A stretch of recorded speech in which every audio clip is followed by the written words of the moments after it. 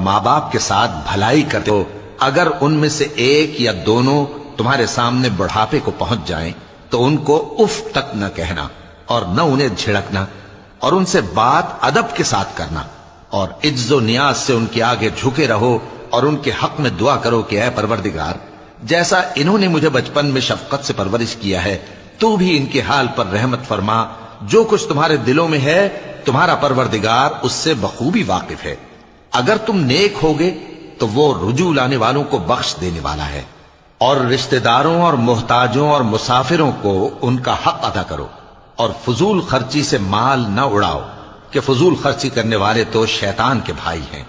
اور شیطان اپنے پروردگار کی نعمتوں کا کفران کرنے والا یعنی ناشکرا ہے۔ اور اگر تم اپنے پروردگار کی رحمت یعنی فراخ دستی کے انتظار میں جس کی تمہیں امید ہو ان مستحقین کی طرف توجہ نہ کر سکو تو ان سے نرمی سے بات کہہ دیا کرو، اور اپنے ہاتھ کو نہ تو گردن سے بندھا ہوا یعنی بہت تنگ کر لو کہ کسی کو کچھ دو ہی نہیں، اور نہ بالکل کھول ہی دو کہ سبھی کچھ دے ڈالو، اور انجام یہ ہو کہ ملامت زدہ اور حسرت زدہ ہو کر بیٹھ جاؤ۔ بے شک تمہارا پروردگار جس کی روزی چاہتا ہے فراخ کر دیتا ہے، اور جس کی روزی چاہتا ہے تنگ کر دیتا ہے، وہ اپنے بندوں سے خبردار ہے اور ان کو دیکھ رہا ہے۔ اور اپنی اولاد کو مفلسی کے خوف سے قتل نہ کرنا، کیونکہ ان کو اور تم کو ہم ہی رزق دیتے ہیں، کچھ شک نہیں کہ ان کا مار ڈالنا بڑا سخت گناہ ہے۔ اور زنا کے پاس بھی نہ جانا کہ وہ بے حیائی ہے اور بری راہ ہے۔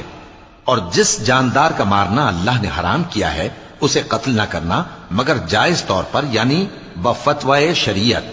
اور جو شخص ظلم سے قتل کیا جائے ہم نے اس کے وارث کو اختیار دیا ہے کہ ظالم قاتل سے بدلہ لے، تو اس کو چاہیے کہ قتل کے قصاص میں زیادتی نہ کرے کہ وہ منصور و فتح یاب ہے۔ اور یتیم کے مال کے پاس بھی نہ پھٹکنا مگر ایسے طریق سے کہ بہت بہتر ہو، یہاں تک کہ وہ جوانی کو پہنچ جائے، اور عہد کو پورا کرو کہ عہد کے بارے میں ضرور پرسش ہوگی، اور جب کوئی چیز ناپ کر دینے لگو تو پیمانہ پورا بھرا کرو، اور جب تول کر دو تو ترازو سیدھی رکھ کر تولا کرو،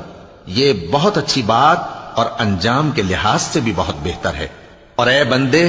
جس چیز کا تجھے علم نہیں اس کے پیچھے نہ پڑ کہ کان اور آنکھ اور دل ان سب اعضاء کے بارے میں ضرور باز پرس ہوگی، اور زمین پر اکڑ کر اور تن کر مت چل کہ تو زمین کو پھاڑ تو نہیں ڈالے گا اور نہ لمبا ہو کر پہاڑوں کی چوٹی تک پہنچ جائے گا۔ ان سب عادتوں کی برائی تیرے پروردگار کے نزدیک بہت ناپسند ہے۔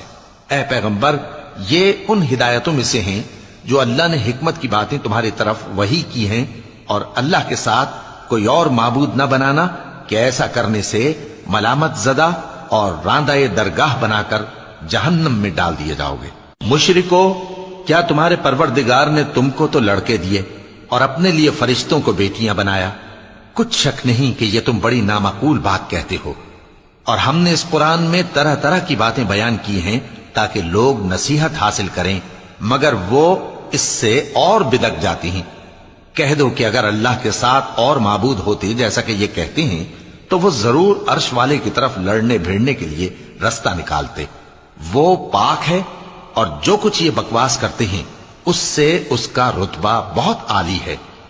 ساتوں آسمان اور زمین اور جو لوگ ان میں ہیں سب اسی کی تسبیح کرتے ہیں، اور مخلوقات میں سے کوئی چیز نہیں مگر اس کی تعریف کے ساتھ تسبیح کرتی ہے، لیکن تم ان کی تسبیح کو نہیں سمجھتے۔ بے شک وہ بردبار ہے، غفار ہے۔ اور اے نبی، جب تم قرآن پڑھا کرتے ہو تو ہم تم میں اور ان لوگوں میں جو آخرت پر ایمان نہیں رکھتے چھپا ہوا پردہ یعنی حجاب ڈال دیتے ہیں، اور ان کے دلوں پر بھی پردے ڈال دیتے ہیں کہ اسے سمجھ نہ سکیں، اور ان کے کانوں میں ثقل پیدا کر دیتے ہیں